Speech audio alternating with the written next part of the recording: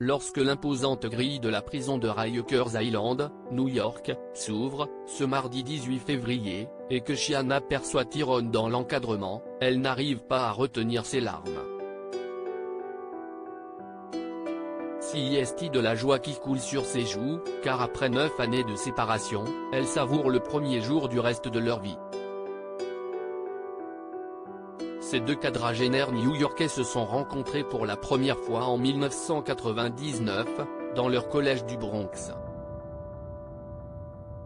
Je l'ai vu monter au 2e étage où se trouvait notre salle de cours. C'était le jour de la rentrée. Je suis immédiatement tombé amoureux, raconte Tyrone. Le jeune homme a du charme à revendre et un certain bagou et entreprend, avec succès, de conquérir la belle.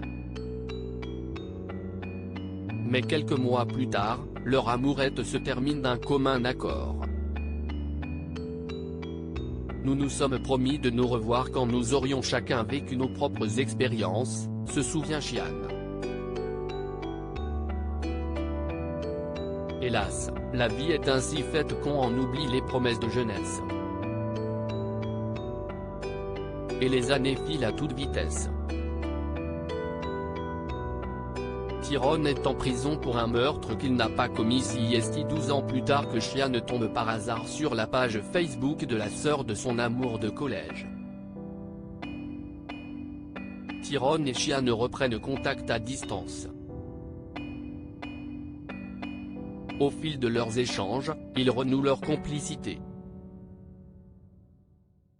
Chian, longtemps policière avant de se reconvertir dans le social, aimerait le revoir. Elle propose des rencarts, mais il élude. Elle insiste, jusqu'au aveu de Tyrone, une rencontre est impossible.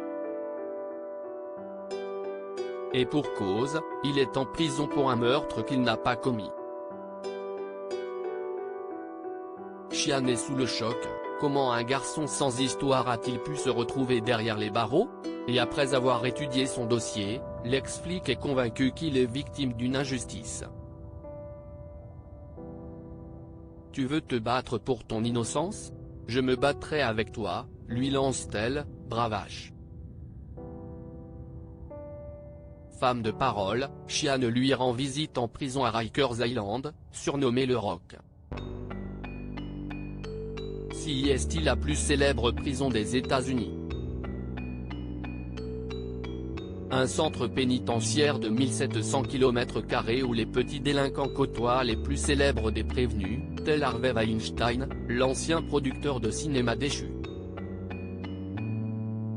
Quelques mois après leur retrouvaille, Chian et Tyrone se sont mariés. Les visites enchaînent et l'évidence saisit l'ancienne policière, l'homme de sa vie est coincé derrière les barreaux.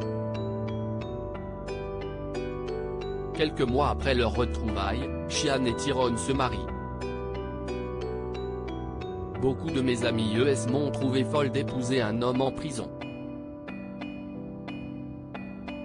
Mais je l'ai épousé parce que je l'aimais, parce que je croyais en lui et en son innocence, affirme Chian.